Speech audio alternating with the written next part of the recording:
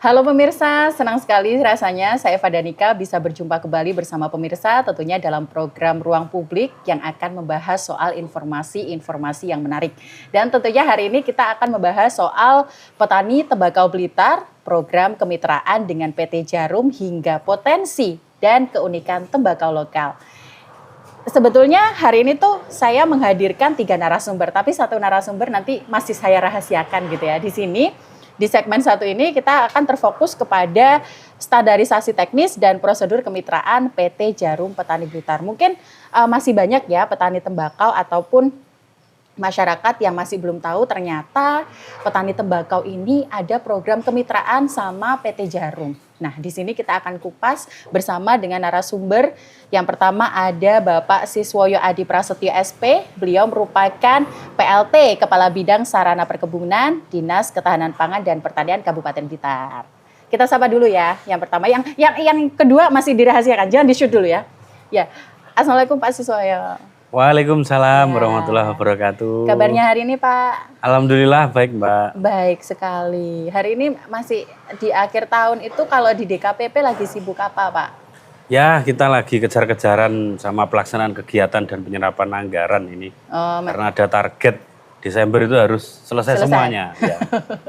Berarti tidak hanya pemerintah daerah tapi kedinasan juga punya target. Betul. Soal anggaran gitu ya Pak ya. Makanya kita menyempatkan waktu ini.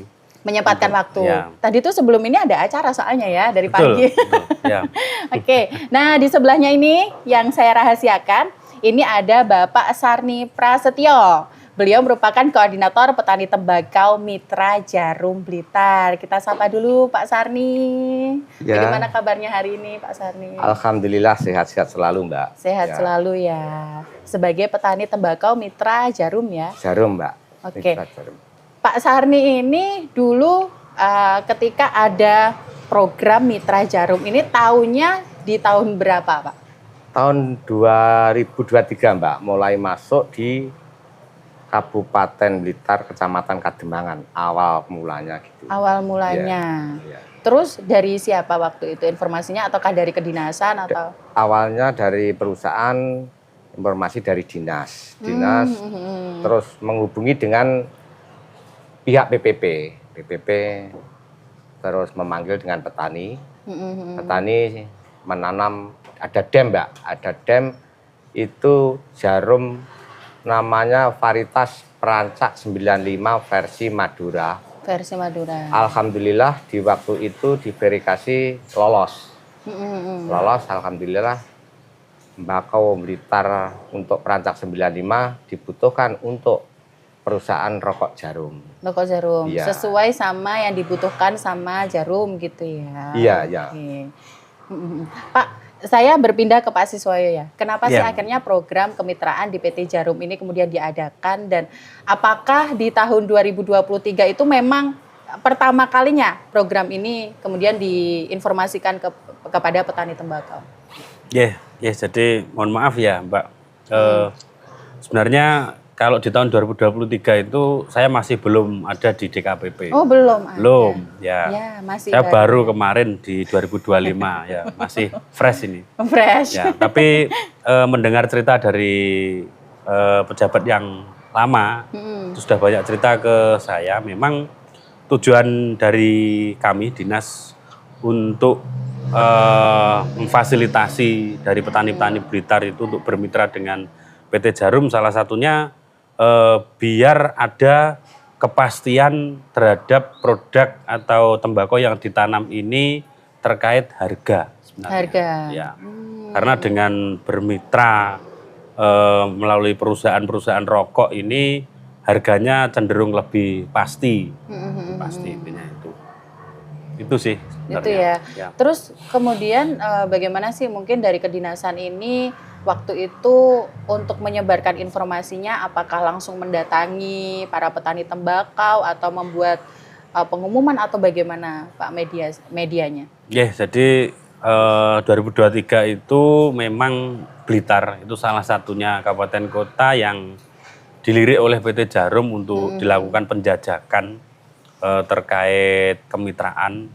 Kemudian dari PT Djarum istilahnya kula nuwun ya, masuk ke dinas pertanian untuk menanyakan potensi tembakau di Kabupaten Blitar. Tuh. Kemudian setelah itu kami tanya terkait standarisasi, kemudian varietas yang mau dikembangkan apa, kesesuaian dengan wilayah atau lokasi yang ada di Blitar itu juga seperti apa, terus pola-pola kemitraannya juga seperti apa. Nah, setelah dilakukan komunikasi, diskusi dengan PT Djarum, lalu baru kami kenalkan PT Djarum ini kepada petani tembakau di Blitar ya, salah satunya di Pak Sarni ini Pak yang Sarni, awal kan wilayahnya kita ya. kenalkan melalui teman-teman PPL yang ada di wilayah Kademangan awalnya itu. Karena kita pilih kenapa kok di Kademangan, info yang kami dapatkan dari PT Djarum itu tanah yang dicari yang sesuai dengan varietas yang mau ditanam ini adalah tanah-tanah yang marginal, yang mana kandungan unsur haranya itu minim sekali. Berarti Blitar bagian selatan. Blitar bagian selatan. Nah, kita kenalkan ke teman-teman petani tembakau di Kademangan. Kademangan. Ya. Kan kalau Pak Sarni ini kan dulunya memang petani tembakau ataupun jagung gitu ya. Iya. Jadi kan masih menerapkan sistem pertanian konvensional begitu. Iya. Kemudian ketemu sama program Djarum yang mungkin ada SOP-nya. Nanti kita bahas ya Pak ya. Ya, betul. Jadi SOP-nya yang ditentukan, sudah ditentukan dari perusahaan misalnya. Ini waktu pertama kali mendengar itu Pak Sarni menerima aja atau masih waduh kok sulit banget ya kayaknya gitu. Ya awalnya gini Mbak, awalnya kok terlalu rumit, terlalu sulit. Nanti kira-kira satu batang itu HOK-nya kan berapa kita belum bisa membayangkan. Tapi ternyata jarum itu, tembakau jarum itu tidak seperti tembakau lokal. Jadi apa itu pupuknya terlalu dikit, tidak boleh terlalu kelebihan. Ini termasuk masuk di Iya. SOP SOP-nya ya. aja, SOP. SOP-nya. Ya, Jadi betul. kalau kita itu mengikuti SOP, namanya petani perancak tembakau dari Djarum, tidak mungkin petani itu ada kerugian. Karena apa? Sangat-sangat kecil. Ya. Cuma yang dikatakan petani untung dan tidaknya yang banyak kalau dikitnya itu tergantung dari musim. Tapi kalau kemarin kan musimnya tahun-tahun ini kan kemarau basah. Kemarau basah. Cukup sulit juga ya. Iya, cukup sulit. Jadi agak kurang lah. Jadi keuntungan petani agak kurang karena ada kemarau basah. Tapi kalau bilang rugi tidak. Tidak ya. Tidak Tidak ada rugi. kata rugi untuk Tidak petani ada, tembakau. tidak Ini yang ada. harus ditebelin ya. Iya, tidak ada kata rugi, tidak ada. Oke. Alhamdulillah sekarang sama pemerintah Kabupaten Blitar ya disupport untuk istilahnya alsintan untuk pasca panen dan pasca tanam. Prapanen. Pratanam dan prapanen. Tapi ya mudah-mudahan untuk tahun kelanjutan untuk pasca panennya itu ditambah lagi untuk mesin perajang. Oh, ini Jangan masukan nih. jenda. Ini agak curhat ya, Pak Sarni. Oke. Untuk mesin perajangnya. Ya. Oke, ini kalau untuk misalnya mungkin petani tembakau setelah dengerin talkshow kita hari ini, mungkin ada yang mau tertarik nih, mau gabung jadi mitranya PT Djarum. Karena memang bukan hanya kemudahan itu tadi, meskipun ada mungkin SOP yang harus dipenuhi, itu Ya, kan betul. untuk harga jualnya juga lumayan tinggi. Berapa kalau boleh tahu? Itu minimal yang paling jelek sendiri Ya. itu harga kemarin 45. 45. Itu yang paling jelek. Iya. 45 terus Yang paling 57 bagus. terus 62. 62. Ini Ya. termasuk Ya, itu Kemarin. harga. Ya Oh, kemarin. yang kemarin. Itu Saat kan ini harga ya pabrikan. naik lagi. Maksudnya kalau harga pabrikan itu kan nggak ada roweh.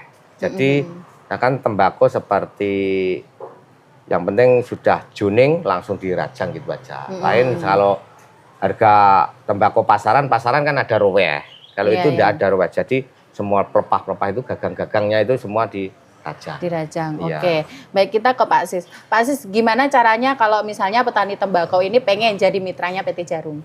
Ya, jadi gini, kemarin untuk dari PT Djarum sudah kita ketemukan petani tembakau yang ada di Blitar Selatan, dan kebetulan sudah ada koordinator ya Ya. untuk mitra Djarum itu yang ditunjuk adalah Pak Sarni ini, koordinator daripada petani PT Mitra Iya. Djarum. Jadi barangkali nanti ada petani-petani yang lain yang ada di wilayah Blitar Selatan itu ingin bermitra dengan PT Djarum, itu bisa menghubungi Pak Sarni ini. Pak Sarni, Iya. oke. Heeh. Ya. Berarti kalau misalnya pengen tanya persyaratannya apa, SOP-nya apa, langsung bisa menuju ke Pak Sarni. Betul. Iya, iya. Oke. Ya. Pak Sarni ini kan adalah salah satu petani tembakau yang merasakan manfaatnya menjadi mitra PT Djarum. Yang selama ini mungkin sudah sudah cukup lama Pak Sarni ya, berarti Sudah 3 Mbak. tahun.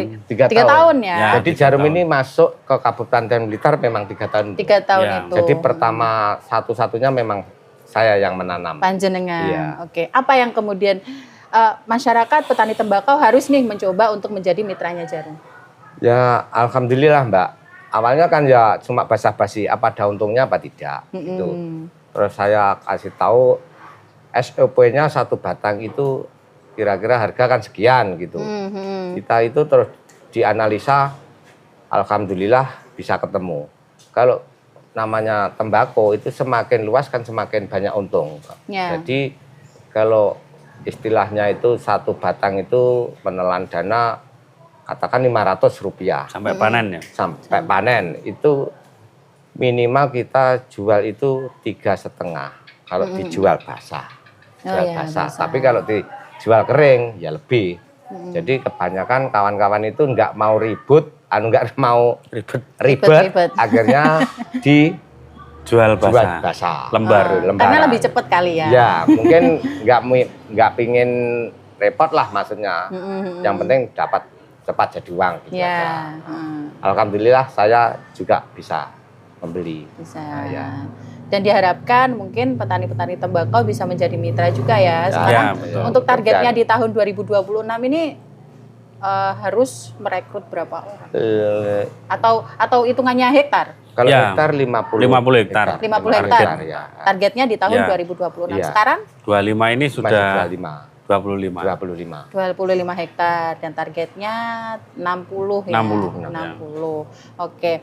Ini kalau mungkin Pak dari Pak Sis ini mungkin ada harapan Pak untuk maksudnya kan kalau di segmen 1 ini kan khususnya kita membahas soal mitra Djarum. Ya, betul. Waktunya sangat kurang gitu kan. Ya. Ya. Mungkin Pak Sis ini pengen menyampaikan kepada masyarakat begitu loh. Kalau untuk bergabung menjadi mitra Djarum itu sangat menguntungkan dan juga tidak hanya pendapatan tapi juga ada hal yang lain gitu Pak Sis.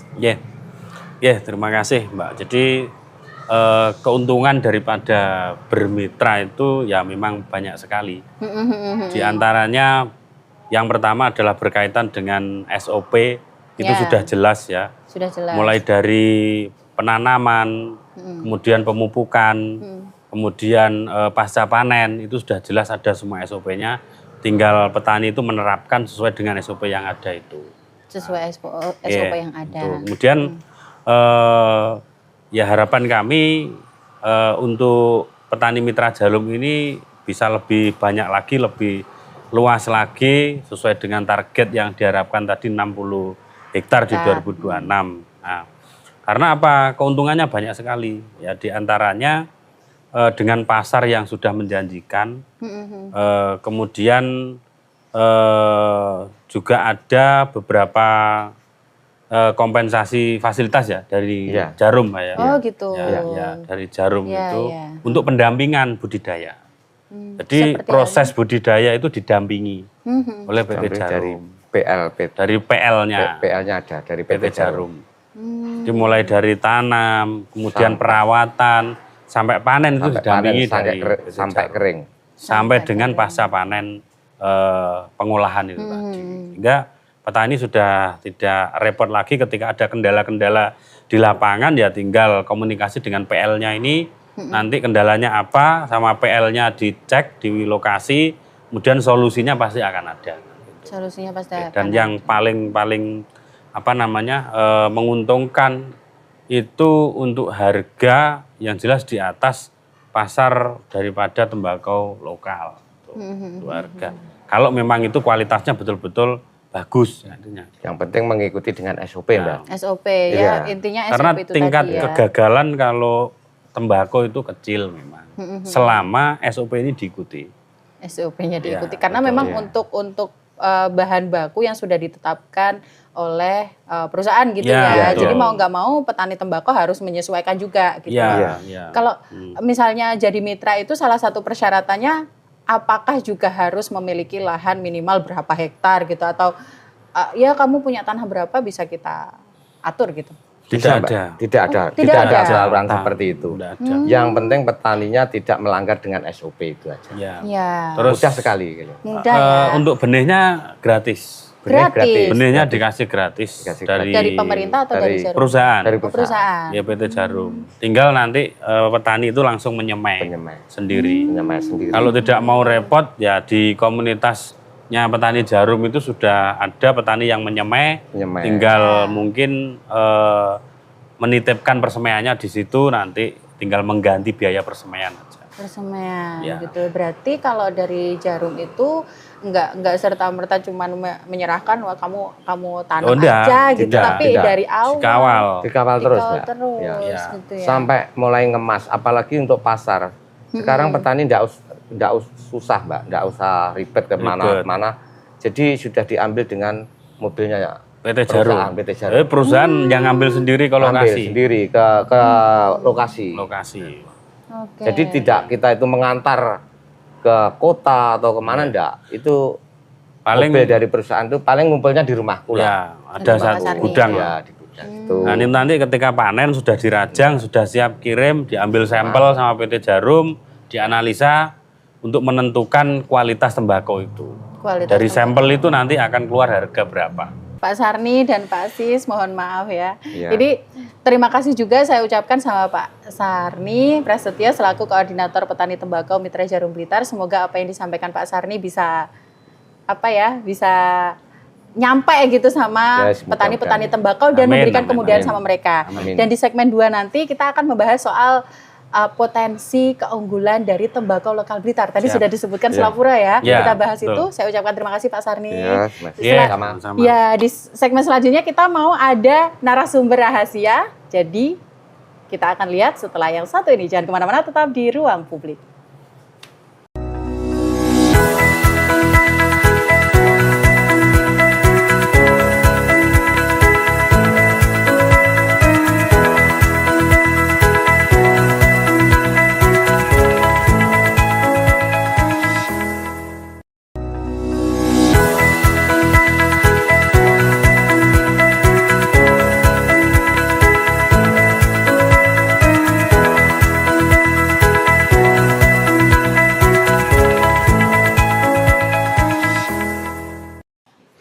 Terima kasih pemirsa karena telah setia bersama kami tentunya dalam program Ruang Publik yang hari ini membahas soal petani tembakau Blitar, program kemitraan dengan PT Jarum hingga potensi dan keunikan tembakau lokal. Nah, di segmen 1 tadi kita sudah ngobrol sama Pak Sarni, beliau merupakan koordinator petani tembakau Mitra Jarum Blitar yang sudah menjelaskan apa sih keuntungannya misalnya kalau petani tembakau ini bergabung kemitraan dengan PT Jarum. Tentunya kalau misalnya pemerintah daerah sudah menentukan program begitu, sudah bekerja sama dengan kemitraan begitu, itu pasti ada untungnya untuk masyarakat, tentunya terutama bagi petani tembakau. Oke, di segmen kedua ini saya akan memperkenalkan narasumber yang sudah saya rahasiakan sejak di segmen pertama akan membahas soal potensi dan juga keunikan dari tembakau lokal Blitar gitu. Di sini sudah hadir tetap dengan Pak Siswoyo Adi Prasetyo. Ya. Beliau merupakan PLT Kepala Bidang Sarana Perkebunan, Dinas Ketahanan Pangan dan Pertanian Kabupaten Blitar. Dan narasumber yang sudah saya rahasiakan, beliau adalah Bapak Tukimin. Beliau adalah Ketua Paguyuban Petani Tembakau Blitar Raya. Pak Tukimin, selamat Ya, datang. selamat datang. Hari ini terima kasih sudah menyempatkan buat ngobrol sama saya, sama Pak Sis juga ya. Oke, Pak, karena kita membahas langsung aja ya Pak ya. Ini Ya. kopi di depan ini juga bisa diunjuk. oke. gitu ya, kan? Nanti kalau misalnya pengen diunjuk silahkan. Ya. Pak Tukimin, kita Ya. mau bahas soal potensi dan keunikan dari tembakau lokal Blitar. Kalau di Blitar sendiri, tembakau yang sudah dikembangkan sejauh ini itu ada Iya. berapa varietas? Kalau di Blitar itu khususnya tembakau Selopuro ada 5 varietas. Ada 5 varietas. Iya. Pertama ini varietas lulang, Lulang. iya kenongo, mancung, sedep, sama kalituri. Sama kalituri. Iya, Ada 5 itu ada ya. 5. Itu termasuk dalam tembakau selapura yang disebut Iya. tembakau selapura itu ada 5 varietas. Iya. Yang kemudian banyak dikembangkan oleh petani tembakau Blitar itu apa? Yang cenderung ke lungo sama lulang. Kenongo sama lulang. Iya. Karena apa Pak? Karena potensinya lebih banyak. Lebih banyak. Berpotensi. Terus kalau petani itu produktivitasnya tinggi. Nah, terus daya jualnya itu lebih bagus daripada yang lain. Sehingga petani cenderung ke lulang sama kenongo. Kalau petani itu yang diminati itu kan potensi hasilnya yang banyak. Produktivitas banyak. Itulah yang diminati terlalu minati. Kalau menentukan produktivitas tinggi itu dari mananya Pak? Biasanya kan kalau varietas pasti banyak. Iya. Varietas satu dengan yang lain kan pasti ada ciri khusus ya gitu loh. Itu apa? Kok akhirnya mereka memilih apa? Kenongo sama lulang. Karena apa? Dengan bako itu lebih ke rasa, rasa dan baunya. Kalau rasanya kalau kenongo sama lulang itu lebih berat. Lebih berat yang dikatakan Pak Sandi dep itu ya, tadi ya. Itu dep itu. Karena ciri khasnya Selopuro Blitar itu harus berat. Harus berat. Kalau enggak berat nanti daya tawarnya kurang. Iya. Itu. Produktivitasnya tinggi. Ya. Termasuk sedep itu kurang greget karena apa? Itu spesifik daunnya kecil-kecil sehingga petani kurang menarik di tingkat petaninya. Jadi kayak mungkin kuantitinya kurang ya, gitu kurang. Produktivitas. Kurang. Berarti kalau yang lulang sama kenongo banyak yang menanam karena mungkin daunnya lebar. Iya, gitu. lebar. Benar. Daunnya lebar. Lebar. Kenongo sama lulang itu lebar dan tebal. Sehingga produktivitasnya tinggi. Dan lebih ke berat depnya tadi ada. Ini kalau di depannya Pak Tukimin ini panjenengan, jadi begini ya, mungkin pemirsa harus tahu kalau waktu kemarin itu ngobrol sama Pak Tukimin ini tuh pasti membawa kotak kuning gitu. Ya ini yang dibawa kemana-mana. Ini contohnya. Kenongo sama kenongo sama lulang ini. Oh kebetulan yang kita bicarakan. Ini hitam gitu ya? Hitam. Jadi jangan kalau Selopuro itu Blitar itu harus hitam. Harus hitam. Iya, daya tawarnya lebih tinggi. Semakin hitam semakin dep, semakin berat, daya tawarnya semakin tinggi. Semakin tinggi. Oh ya, boleh saya ambil ya. Monggo bisa diunjuk kopinya. Oh ya, coba dicium. Ini kabarnya kalau misalnya tembakau itu semakin difermentasi semakin mahal juga harganya ya? Semakin lama semakin mahal. Ini sudah difermentasi berapa lama Pak? Itu sudah 3 tahun ini. 3 tahun ini? Iya. Wah ini kalau misalnya dijual mahal juga ya? Ya lumayan berapa lah. Biasanya? Ini kisaran 150, ini kan untuk lintingan, bahan linting ini. Untuk kaum muda milenial itu yang sering dipakai kan ini. Kalau misalnya Dinas Ketahanan Pangan dan Pertanian Kabupaten Blitar ini untuk menjaga atau mengawasi itu, apa yang kemudian dilakukan dari kedinasan? Ya jadi dulu sejarahnya info yang saya terima, Selopuro itu kan terkenal dengan tembakaunya.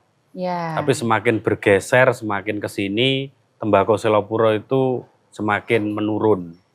Justru menurun. Ya, nah akhirnya dinas ada program yang namanya pemurnian varietas tembakau lokal. Pemurnian varietas tembakau lokal. Kemudian kita kerjasama dengan Balitas Malang, dengan Balitas untuk melakukan kerjasama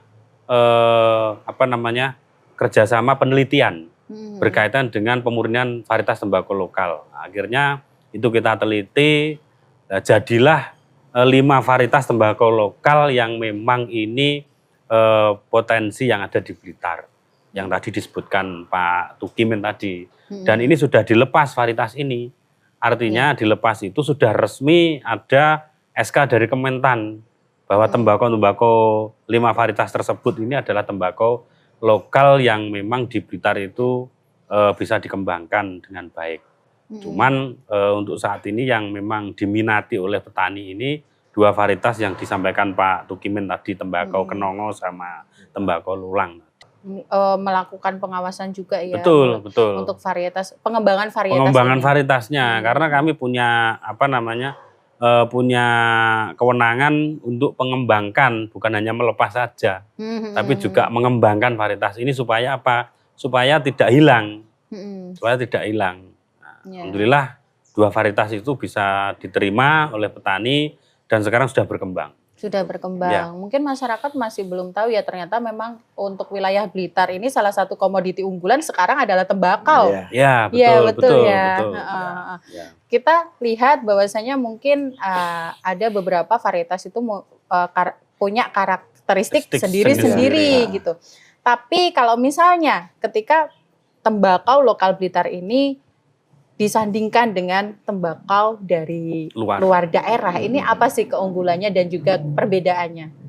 Perbedaan keunggulannya pertama itu rasa lebih berat kalau Selopuronan Blitar itu. Kan dibandingkan dengan yang lain kan lebih berat di Selopuro. Nah ini setiap pabrikan pasti menggunakan tembakau Selopuro, tapi dengan skala yang enggak terlalu besar. Istilahnya tembakau lauk lah. Lauk itu pasti menggunakan tembakau Selopuro. Karena rasanya lebih berat dan depthnya itu ada. Itu yang membuat semua pabrik itu pasti membutuhkan tembakau Selopuro. Tembakau Selopuro. Iya. Oke. Kita akan bicara soal distribusi, Pak Tukimin ya. Kalau yang di segmen pertama itu kan sudah pasti ya Pak Sis ya, sudah pasti karena pasarnya sudah bermitra dengan PT Jarum. Kemudian juga untuk distribusi juga dijemput gitu kan. Berbeda dengan tembakau lokal.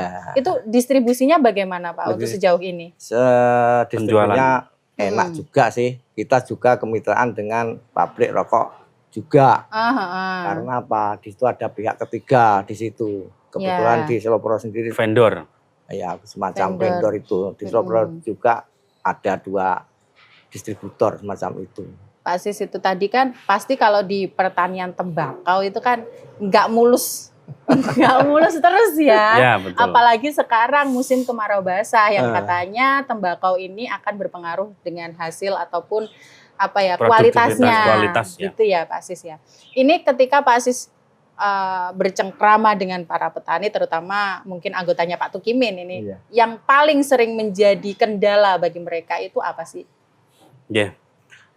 Jadi kalau berkaitan dengan keluhan daripada petani ya, keluhannya adalah tantangannya di pasca panen sebenarnya. Pasca panen berarti distribusi. Pasca panen itu di pengolahannya. Oh, pengolahan, baik. Ya, di pengolahannya itu. Karena kalau kita bicara tembakau tidak seperti tanaman yang lain.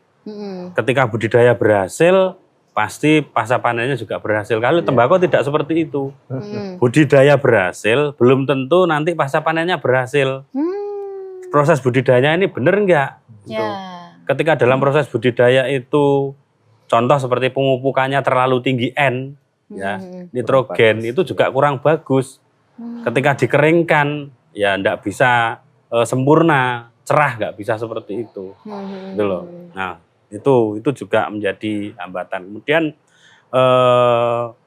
cuaca juga menjadi hambatan dalam proses pasca panen. Makanya kemarin kita ada keluhan itu, kemudian kita berpikir kira-kira apa ya menjadi solusi. Akhirnya kita rencanakan untuk ada dom. Apa itu? Bangunan dom itu bangunan yang untuk pengering tembakau. Tuh, nanti ada yang tahun ini sedang proses dibangun di lahannya Pak Tukimin ini nanti. Kelompoknya Pak Tukimin yang mendapat. Ini kan baik-baik. Ya. Selain itu untuk mesin perajang ini juga masih minim sekali. Banyak petani-petani yang membutuhkan. Ya ini menjadi PR kita ke depan. Lagi dong, dibeliin lagi gitu. Sama mungkin kalau akses pasar saya kira banyak sekali ya yang membutuhkan untuk tembakau lokal ini. Nah, cuman kita tetap harus terus untuk mencarikan akses pasar. Kira-kira untuk kepastian terhadap pasar tembakau ini supaya petani tidak ragu lagi untuk menanam, ini juga PR kita. Apakah nanti kita harus bekerja sama dengan perusahaan rokok lokal, nanti kita datangkan untuk adakan temu usaha, sehingga nanti akan bertemu antara petani dengan mitra perusahaan rokok ini tadi, biar menjalin kerjasama. Kalau di proses penanamannya, penyemaiannya, terus persiapan lahannya itu sudah ada modernisasi belum?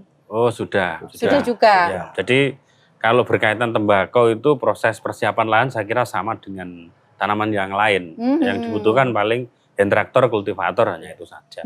Tapi belum ada alat panen yang seperti kombain seperti padi, jagung belum ada. Masih Kalau belum ada. tembakau masih manual. Oke, Pak, ini kita mau lanjutkan di segmen ketiga. Kita akan terfokus sama menarik investor, penanaman modal, terutama di tembakau lokal Blitar. Tapi setelah yang satu ini saya ucapkan dulu terima kasih sama Pak Tukimin sudah hadir di tengah-tengah saya. Ya, itulah tadi perbincangan kita soal potensi dan juga keunikan dari tembakau lokal Blitar. Setelah satu ini kita mau ngobrol berdua dengan Bapak Sis. Tapi setelah yang satu ini jangan kemana-mana, tetap di Ruang Publik.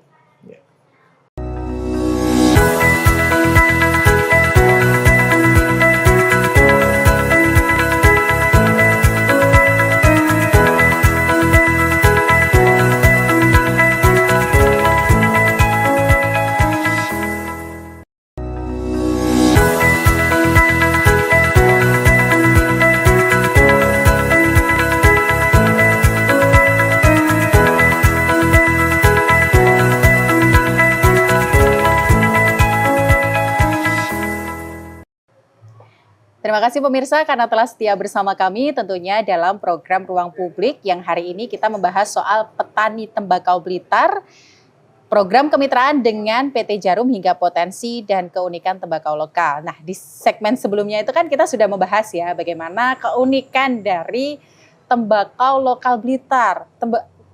Seperti yang sudah disimak bahwasanya Blitar itu juga punya komoditas unggulan di tembakau dan tentunya ini pendistribusiannya sudah menyebar luas dan punya keunikan sendiri gitu ya. Nah, di segmen kali ini kita mau ngobrolin soal kiatnya Dinas Ketahanan Pangan dan Pertanian Kabupaten Blitar untuk menarik investor, kemudian juga peran petani tembakau milenial dan penyaluran dari DBHCHT untuk kemakmuran petani tembakau di Kabupaten Blitar. Bersama dengan beliau, Bapak Siswoyo Adi Prasetyo, beliau merupakan PLT, Kepala Bidang Sarana Perkebunan DKPP Kabupaten Blitar gitu ya. Pak Sis, tadi kan di segmen pertama kita membahas soal bagaimana petani tembakau ini difasilitasi dengan program kemitraan dengan PT Djarum. Tapi sebelumnya apakah juga ada kemitraan dengan perusahaan lain, Pak? Jadi melihat potensi tembakau di Blitar ini termasuk luar biasa ya. Luar biasa. Dibanding daerah sekitarnya itu. Sebenarnya kalau bicara tembakau itu enggak tahu kita sudah mulai zaman nenek moyang dulu mungkin tembakau di Blitar itu. Ya, sebelum adanya mitra-mitra dari PT Djarum atau PT-PT yang lain itu kita juga ada mitra dulu dari PT Sadana. Sadana? Ya, PT Sadana itu dia selaku vendor suppliernya tembakau dari perusahaan rokok Sampurna. Itu pernah masuk ke Blitar juga dan sampai dengan saat ini juga masih dikembangkan, tapi hanya jenis tembakau yang berbeda. Ya, kalau Sadana itu jenis tembakaunya Virginia. Ya, berbeda dengan tadi tembakau lokal, berbeda dengan tembakau rancak, ya beda. Itu mitra. Dan tentunya setiap mitra pasti ada sisi positif dan negatifnya pasti ada, plus minusnya juga pasti ada. Makanya kita juga tidak bisa memaksakan petani harus ikut Djarum, petani harus ikut Sadana, petani harus ikut perusahaan rokok yang lain, kita juga tidak bisa memaksakan. Itu terserah petani mau milih mitra itu siapa saja dan mana saja yang dipilih petani sesuai dengan karakteristik perusahaan-perusahaan rokok masing-masing. Ya, berarti sampai sekarang pun itu kerjasama dengan Sadana ya? Ya, Sadana itu masih berjalan sampai sekarang. Masih berjalan. Jadi tergantung petani tembakau ini nyamannya itu ikut yang mitra Djarum atau di Sadana itu tadi. Sadana maupun nanam tembakau lokal yang tentunya pasarnya itu bebas, monggo kita tidak mengarahkan kemana-mana. Jadi tugas kita hanya memfasilitasi bagaimana supaya mitra itu bisa kita datangkan di Kabupaten Blitar dan bisa ketemu dengan petani-petani tembakau yang nantinya ini bisa menjadi solusi untuk akses pasar tembakau di Kabupaten Blitar. Kalau yang dari jarum, kemitraan jarum itu kan harus di tanah marginal ya, maksudnya yang tidak subur gitu ya, malahan ya. Tapi kalau yang di Sadana ini juga samakah atau varietas Virginia ya, tembakau Virginia ini bisa ditanam di lahan-lahan subur gitu? Ya, kalau Virginia itu kemitraannya lebih cenderung di daerah Blitar Utara. Blitar Utara yang kalau kondisinya? Di daerah subur ya. Dulu juga ada yang saat ini masih berjalan, itu juga ada yang di Kademangan tapi yang bawah ya, Kademangan bawah, daerah Plumpung Rejo itu ada, kemudian di mana Talun juga ada, ya bahkan kalau Virginia ditanam di atas pun juga cocok, nggak apa-apa, bagus ya, sama ya, berarti lebih fleksibel nggak sih fleksibel, Pak, Virginia ini ya? Betul, jadi mungkin kalau misalnya tadi kan karena kemitraan jarum hanya terbatas di lahan-lahan yang marginal begitu, ini salah satu solusi juga untuk petani tembakau misalnya ingin bermitra gitu ya. Betul. Itu di tanah-tanah subur seperti tanahnya Pak Tukimin, itu nanti bisa dibudidayakan gitu ya. Oke. Kalau tadi kan persyaratannya menjadi mitra jarum itu kan hitungannya hektar berarti ya, lahannya ya Pak ya. Ini betul. Kalau yang Sadana ini apakah juga ada ketentuan atau sebebas jarum? Bebas sih, Sadana juga tidak ada ketentuan, sama. Jadi tidak ada ketentuan harus sekian hektar, tidak ada. Ya intinya semua mitra mereka punya standar sendiri-sendiri, intinya cuma itu saja. Intinya itu. Jadi kalau misalnya memang masyarakat ini pengen nih bergabung dengan Sadana, itu nanti mereka mendapatkan informasinya dari mana Pak? Ada petugas Sadana yang PL di Kabupaten Blitar ada. Di petugasnya ada di sini ada. Ada di sini. Cuman kalau Sadana itu pabriknya kan, gudangnya ada di Ponorogo. Gudangnya ada di Ponorogo, sehingga distribusinya harus ke sana. Harus ke sana untuk pengangkutan hasil panennya itu dikirim ke sana. Oke, ketika kita bicara soal tembakau itu tadi kan sesuai SOP, harus sesuai SOP. Betul. Bahkan untuk misalnya hasilnya rajang kemudian dikeringkan itu harus sesuai SOP ya. Ketika ditemukan tembakau yang tidak sesuai SOP, apakah ini nanti ditolak atau ada cara lain untuk memfungsikan itu Pak? Ya, jadi beberapa perusahaan memang punya standar sendiri, sehingga ketika tidak sesuai standar itu berarti namanya tembakau reject. Ya, jadi ketika diambil sampelnya ternyata tidak memenuhi syarat, itu masuk dalam kategori tembakau reject. Ketika masuk kategori tembakau reject, dari mitra tersebut itu menawarkan kalau mau dijual ke mitra juga diterima, yang jelas dengan harga di bawah standar ya. Tapi kalau mau dijual di luar itu juga bisa, tidak mengikat ya. Itu. Berarti nggak merugikan juga ya. Jadi kalaupun misalnya memang kita yang namanya musim kan nggak tentu ya Pak ya. Seperti sekarang kemarau basah itu tentu berpengaruh dengan hasil tembakau. Saya takutkan hasil tembakaunya tadi tidak sesuai SOP, kemudian itu nanti nggak bisa difungsikan atau tidak bisa menghasilkan. Ternyata masih bisa ya? Masih bisa. Tapi alhamdulillah sejauh ini untuk yang mitra itu ya sampai dengan saat ini belum ada yang reject untuk di Blitar, terutama yang mitra jarum itu. Berarti selama 3 tahun masih belum ada kondisi kayak gitu? Iya belum, tidak ada, alhamdulillah tidak ada. Jadi makanya tembakau Blitar ini terutama untuk yang kerjasama dengan mitra jarum, Blitar menjadi daerah-daerah incaran ya PT Jarum untuk pengembangan di sini itu karena itu juga. Tentunya begini ya Pak ya, ketika kita bicara soal produktivitas itu kan mungkin tadi Pak Tukimin juga sempat membahas kurangnya alat dan lain sebagainya. Ini ada nggak sih misalnya upaya untuk menarik investor, untuk menanam modal ke kita sehingga produktivitas kemudian juga modernisasi alat itu bisa terpenuhi untuk mempermudah produksi mereka juga? Sudah ada upaya seperti itu belum? Untuk saat ini kami sedang melakukan pengembangan tembakau lokal terutama yang di 2 varietas tersebut. Harapan kami kalau memang nanti ada investor yang ingin masuk dan menanam tembakau varietas lokal itu, insya Allah akan kami fasilitasi karena kami lagi sedang penjajakan ya untuk investor-investor yang mungkin mau masuk ke Blitar untuk menanam tembakau lokal itu yang mungkin dia punya punya modal ya untuk menanam tembakau lokal di Blitar, monggo. Baratnya kita masih penjajakan ini. Masih penjajakan. Ya, masih penjajakan, proses penjajakan. Menurutnya Pak Asis ya ini ya, apa sih yang menjadi alasan utama investor harus menanam modal untuk produktivitas tembakau lokal Blitar, Pak?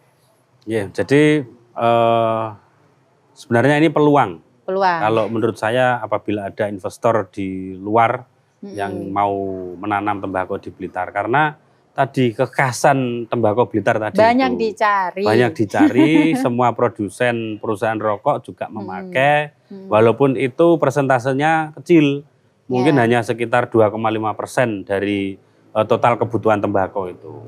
Kebutuhan tembakau. Ya, misal mereka masak 1 ton, itu kebutuhannya hanya 2,5% dari itu harus pakai tembakau lokal Blitar.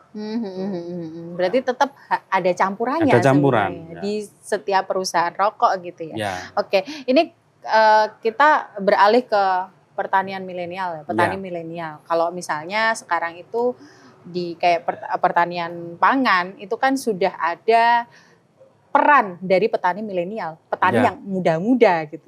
Soalnya mereka itu kan fresh banget pikirannya, untuk inovasi juga sangat banyak gitu kan Pak Sis ya. Itu ada nggak sih kalau di pertanian tembakau?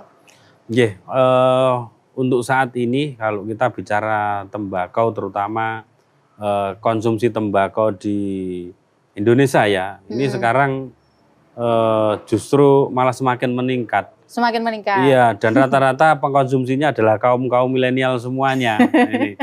Karena saat ini lagi digalakkan yang namanya ngelinting gitu. Ngelinting. Iya. Sehingga ngelinting itu mereka beli tembakau sendiri di toko-toko tembakau, terus dilinting sendiri, kemudian dirokok langsung gitu. Tanpa dia beli pabrikan. Ini lagi musimnya ini, Mbak. Terutama di Blitar kayaknya banyak nih kaum muda yang sekarang identik dengan ngelinting itu. Bahkan itu kan kayak jadul banget gitu ya betul, caranya ya. Iya, betul. Karena mungkin mereka pengen ada sensasi ya. Kalau tadi sempat ngobrol sebelum kita ini ya talk show itu kan memang untuk peningkatan petani tembakau ini cukup signifikan ya. Ya, betul. Mulai 2007 ya Pak ya. Itu sudah signifikan, terutama ketika melihat kalau bertani tembakau itu nggak ada ruginya. Nggak ada ruginya, ya. Di samping itu ya itu melihat tren saat ini memang harga tembakau itu cenderung naik. Cenderung naik dan standar, artinya tidak turun. Nah, sehingga dalam proses bisnis ya, untuk analisa usaha itu masih menguntungkan. Masih menguntungkan. Ya, masih menguntungkan. Dan biaya produksi atau biaya analisa usaha taninya itu juga kecil tembakau itu ternyata. Karena karena tanaman tembakau tidak butuh pupuk yang lebih.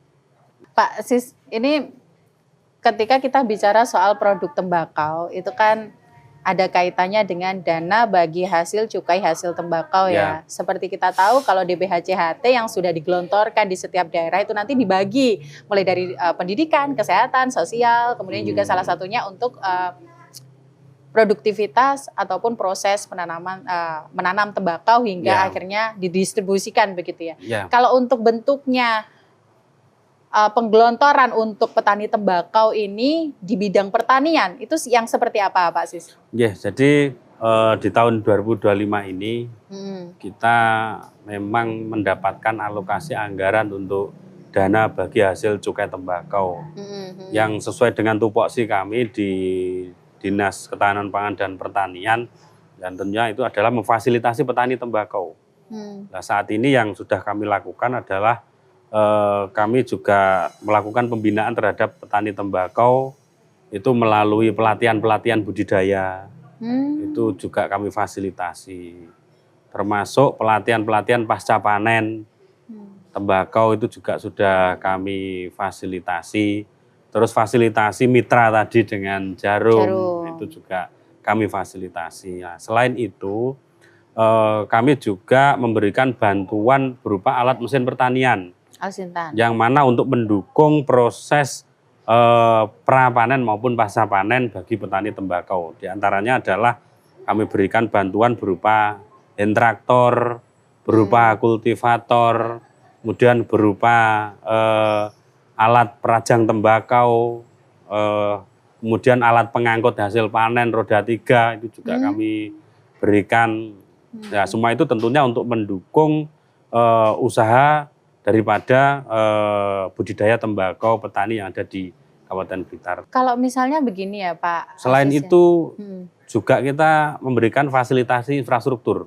Infrastruktur. Ya, baik itu bangunan jaringan irigasi. Ya, kan saat ini kemarau basah ini kan rawan sekali terjadinya banjir ya. Iya, betul. Kalau tidak ada irigasi yang memang betul-betul bagus untuk membuang ini juga kesulitan. Makanya kita fasilitasi itu. Selain itu juga kami ada bangunan gudang tembakau sama dom. Dom itu bangunan untuk pengering tembakau yang kita alokasikan di Selopuro tadi di kelompok taninya Pak Tukimin tadi. Tukimin. Berarti itu untuk menyiasati misalnya memang kondisi seperti ini. Betul. Jadi tembakau itu tetap bisa dikeringkan langsung dari cahaya matahari. Betul, gitu ya, ya, Pak Sis ya. ya. Oke, Pak Sis, kita sudah di penghujung acara. Saya ucapkan terima kasih sekali bersama Pak Sis sudah sama-sama. Sudah memberikan waktunya kepada kita bisa ngobrol sama Pak Tukimin, sama Pak Sarni tadi gitu soal tembakau dan membuka pengetahuan sama mereka bagaimana bermitra itu juga bisa sangat menguntungkan untuk mereka begitu ya Pak Sis. Betul. Terima kasih, semoga lain waktu kita bisa ngobrol lagi Pak Sis. Amin, insya Allah. Oke, itu tadi perbincangan kita soal pertanian tembakau di Kabupaten Blitar dan saya ucapkan terima kasih karena sudah setia bersama saya. Saya Eva Danika pamit. Wassalamualaikum warahmatullahi wabarakatuh. Waalaikumsalam warahmatullahi wabarakatuh.